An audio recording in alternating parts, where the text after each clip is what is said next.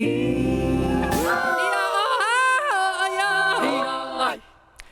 European Union votes on a landmark Taiwan report. Some European countries have expanded ties with Taiwan. Will others follow?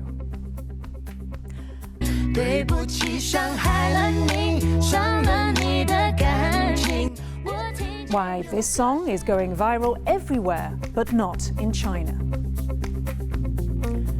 What would Facebook be called if it weren't Facebook? We'll tell you why the social media giant is rebranding. Taiwan's thrust into the space race. Its first domestically made satellite is set to launch.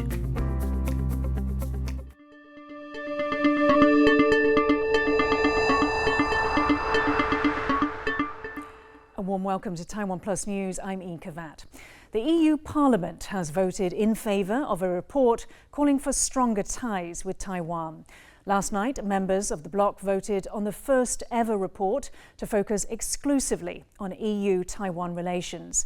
It called on EU member states to intensify relations with Taiwan and expressed grave concern about recent Chinese military incursions into Taiwan's air defence zone. The report also included proposals for a much-touted bilateral investment agreement.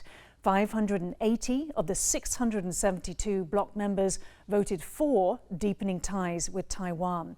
But analysts remain sceptical of the vote's impact as it's non-binding. Our reporter James Chater spoke to Charlie Wiemers, the Swedish MEP responsible for the landmark EU report on Taiwan. The mood was very pro-Taiwanese, very critical towards its mainland neighbor and its repeated breaches of the air defense identification zone of Taiwan. I think that the European Parliament has now finally realized the nature of the People's Republic of China and decided that it's high time for the European Union to move closer to those who share our values, who wants to have freedom of navigation on the sea, in the air, who wants to have a protection for smaller states in the Indo-Pacific and in the wider world. And how would you respond to the criticism that despite the level of support that does exist for Taiwan amongst European lawmakers, that this really doesn't matter unless we see the same level of support within the European executive and especially the European Council? Well, after it became clear that the European Parliament would issue this recommendation to the Council and the Commission for an upgrade of EU's Taiwan policy, the EU has produced an Indo-Pacific strategy, which mentions Taiwan repeatedly. And I'm seeing positive steps forward here, clear progress. And I think that there is a will among an increasing number of EU member states to actually deepen our ties with Taiwan. And given the limitations placed on the EU through their One China policy, how optimistic are you for the implementation for some of these recommendations that we see in this report? Up until now, the EU has been very careful not to step on any mainland China toes, and it has not done everything it can within the framework of the EU's interpretation of the One China policy. For instance, it has not come to an agreement on a bilateral investment agreement, for instance. That could very well be done within the framework of the current overarching One China policy of the European Union. And the debate yesterday with the Trade Commissioner, Vestea, clearly indicated that there is a will among key decision makers in Brussels to actually further the relationship with Taiwan. There were fiery words from US President Joe Biden's nominee for ambassador to China during his confirmation hearing on Wednesday. Nicholas Burns took a firm stance against Beijing's abuses. The PRC's genocide in Xinjiang, its abuses in Tibet, its smothering of Hong Kong's autonomy and freedoms, and its bullying of Taiwan are unjust and must stop. Beijing's recent actions against Taiwan are especially objectionable, given what China's done, given China's, frankly, objectionable statements towards Taiwan. I think the Congress and the executive branch have every right to continue to deepen our security cooperation, to expand our arms provisions to Taiwan. That's the most important thing we can do. The 2-hour-long hearing was a rare show of bipartisanship on Capitol Hill. Democrat and Republican senators voiced shared concerns over China's growing hostility inside and outside of its borders. Burns said that security support to Taiwan should be strengthened and Washington should encourage more of its allies to stand with the country. Basketball star Ines Kanter has called a foul on China's treatment of the Tibetan people. Turkish national Kanter, who plays for the Boston Celtics, made the statement in a video posted to Twitter and Facebook. The NBA center called Chinese leader Xi Jinping a brutal dictator carrying out cultural genocide against the people of Tibet. Only the Tibetan people, he said, should decide the future of Tibet. Only the Tibetan people should decide the future of Tibet. 100%. Tibet belongs to the Tibetan people. And I hope and believe Tibet will achieve independence. Brutal dictator of China, Xi Jinping, I have a message for you and your henchmen. I will say it again, again, and again, loud and clear. I hope you hear me. Free Tibet, free Tibet, free Tibet. At least 3 people have been killed and more than 30 injured in a gas explosion at a restaurant in China. The blast on Thursday morning in the northeastern city of Shenyang shattered windows and damaged the walls of nearby buildings. A search and rescue operation is underway. The explosion also damaged vehicles and covered the area in debris. North Korea's foreign ministry says the United States is overreacting to its recent ballistic missile test held earlier this week. That's according to a report by the country's official news agency. The spokesperson questioned the sincerity of an offer by the United States to meet North Korea without preconditions. On Wednesday, the UN Security Council met in an emergency session to discuss how to bring Pyongyang back to negotiations over its nuclear and missile programs. Our position remains clear. The DPRK must abide by the Security Council resolutions, and it is time to engage in sustained and substantive dialogue toward the goal of complete denuclearization of the Korean Peninsula. We have offered to meet the DPRK officials without any preconditions, and we have made clear that we hold no hostile intent toward the DPRK. South Korea is test launching its first domestically made rocket in a move that could help Seoul boost its surveillance capabilities. The rocket, named Nuri or World, is lifting off from the country's narrow space center. Nuri will carry a dummy satellite up to 800 kilometers into orbit. It is designed to carry a 1.5-ton payload. This means it could launch surveillance satellites and potentially monitor North Korea. Until now, South Korea has been largely dependent on the United States for satellite intelligence. Space launches are a sensitive issue in the Korean Peninsula, where North Korea faces sanctions over its nuclear-armed ballistic missile programs.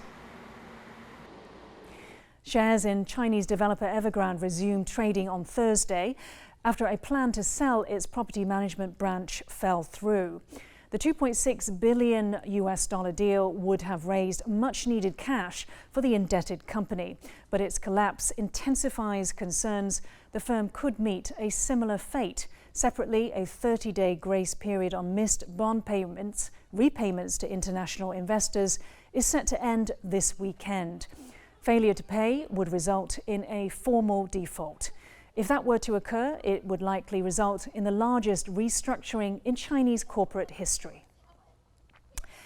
Alibaba Group founder Jack Ma has been seen in Spain, according to local reports. It is understood to be the Chinese billionaire's first trip outside of China since he fell out with the country's government last year. Images showed Ma's superyacht anchored off the Spanish island of Mallorca. The e-commerce businessman has largely been out of public view since he criticised China's regulatory system last year.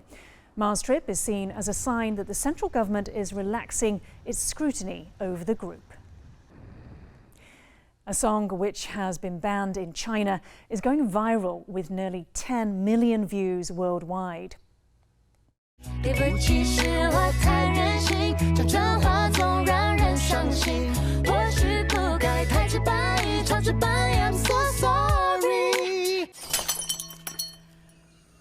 Malaysian singer and songwriter Namawee and Taiwan-based Australian singer Kimberly Chen have been removed from Chinese social media platforms after the pair released a duet taking aim at the country's online nationalists.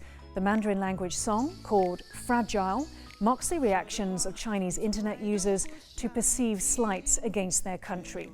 While it's clear the song is taking aim at Beijing, the word China is not in the lyrics. Well, for more on this, our reporter Rath Wang spoke with Taiwanese celebrity Chen Jiaxing, who is also known as Brother Caramel. He is a close friend of Namawee and Kimberly. He explained why China has taken such offence to the term fragile heart. 这个可能对其他国家的人他们不是那么了解，可是以台湾人来说很清楚，就是中国的玻璃心。当然，香港人也知道，马来西亚人。东亚文化的人都会知道什么是玻璃心，可是中国不一样啊！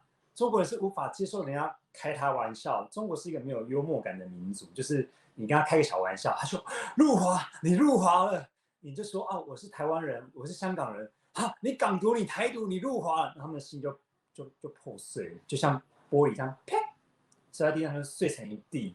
可是变成说这个玻璃心碎，变成是非中国人，或搞不好有些中国人也会自嘲这种。中国人自尊心过度的脆弱，过度的傲慢，一稍微开一下玩笑，或者说你的不好，你就开始产生很大的自卑感。那因为很自卑，然后产生很大的反弹，就变得非常的自大，非常狂妄。所以玻璃心碎呢，变成是现在我们觉得说，不管是中国网民，甚至中国的政府、中国共产党，一下子你讲他怎样，他就玻璃心碎了。What implications does this ban have on Taiwanese and other celebrities in the Chinese-speaking world?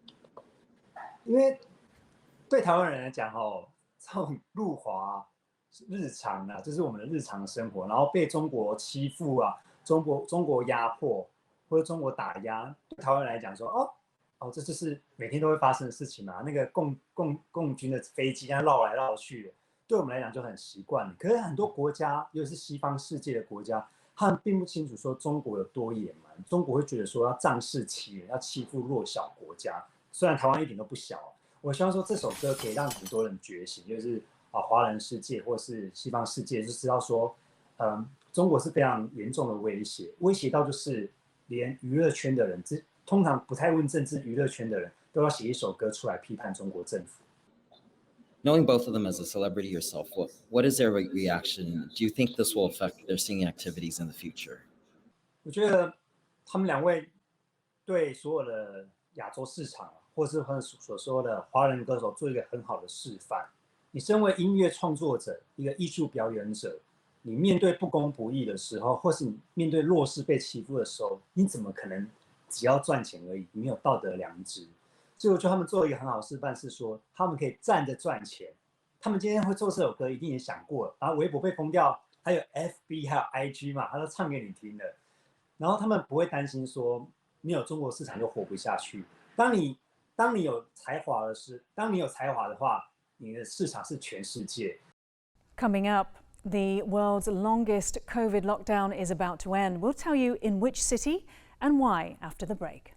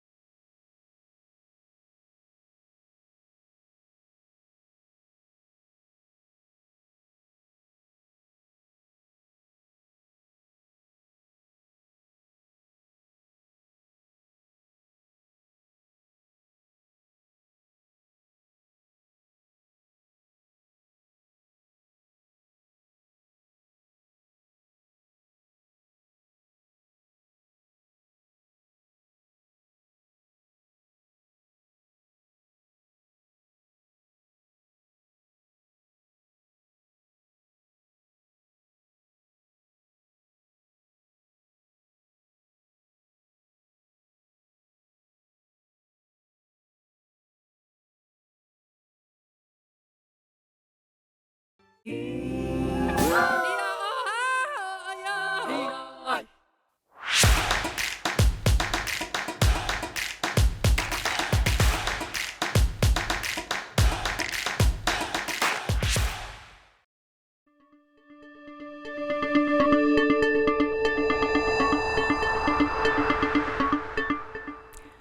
back. You're watching TaiwanPlus News. A reminder of our top story. The EU Parliament has voted overwhelmingly in favour of a report calling for stronger ties with Taiwan. Social media giant Facebook is reportedly set to change its company name following a backlash over what a whistleblower has called unethical practices. The name change is part of a rebranding campaign as it moves towards launching its own metaverse. Jaime Ocon tells us more. What would you call Facebook if you could change its name? That is the question the social media giant plans to answer next week, according to a report by The Verge. The alleged name change was reported shortly after the company was accused by a whistleblower of putting profits over the well-being of Facebook's users, drawing scrutiny from U.S. lawmakers. It has prompted people around the world to voice out both suggestions and opinions of the company. No idea. To be honest, something like for lazy people, something like Faceagram? Für Facebook ein passender Name. Spionagebuch oder irgendwie sowas würde ich eher sagen. Also wir sind wirklich keine Facebook-Nutzer insofern. Non lo so, Facebook penso che ha cambiato molto il mondo. Cambia mondo. Cambia mondo, no? Ah, il Facebook proprio che cambia nome. Glielo dico alla calabrese? Facce sbrigugnate. Facce da vergogna. The name change is part of a reported wider effort to rebrand the company to focus more on the so-called metaverse, a digital space which would allow users to move between devices and communicate in a virtual world. Facebook's annual Connect conference happens in a week's time, where more details are expected to be revealed. Chris Ma and Jaime Ocon for TaiwanPlus. The world's longest COVID-19 lockdown is set to end on Thursday as the Australian city of Melbourne lifts restrictions. The city of 5 million will have spent a cumulative 262 days or nearly 9 months under stay-at-home orders since March last year. Residents entered their 6th pandemic lockdown in early August amid an outbreak fueled by the Delta strain. Authorities promised to lift the restrictions when more than 70% of people have been fully vaccinated in the state of Victoria, of which Melbourne is the capital. Rümeysa Galvagui from Turkey has always stood head and shoulders above her peers. At 2 meters, 15 centimeters tall, she is officially recognized as the world's tallest woman, and she's looking to use her elevated position for good. Galvagui was confirmed as the world's tallest living woman at the age of 18 by the Guinness World Records. She was born with Weaver syndrome, a rare genetic disease associated with rapid growth. She's now hoping to raise awareness regarding the syndrome and to show the world that being different doesn't mean being disadvantaged. Since 2014, I used my title for advocacy reasons, and I am very happy that I can help raise awareness, especially for Weaver syndrome, and also scoliosis, which are the diseases I was born with. One of Taiwan's F-16 fighter jets is believed to have been damaged while taking part in the annual military exercises. Taiwan's Air Force found scrapes were on the body of the plane, apparently a result of firing its cannon. This year's annual Tianlong exercises are taking place until October 29th in southern Taiwan's Pingdong County. The drills are designed to test the Air Force's ability to defend Taiwan's airspace at a time when China has been regularly sending warplanes close to the island. Taiwan is launching a number of new satellites to give it a footing in the international space race. The National Space Organization celebrates 30 years this month and is seen as a relative newcomer. But as Sandy Chi reports, the country is hoping The upcoming launches using Taiwanese components will give it a boost in the global aerospace industry. It's one small step in the international space race, but a gigantic leap for Taiwan. This was the last satellite launch the country was involved in 3 years ago, the Formosat 7. Taiwan designed and integrated the mission systems, but it was spearheaded by the US. This time, Taiwan hopes to take its interstellar activities to another level. The National Space Organization is set to launch a series of satellites over 5 years.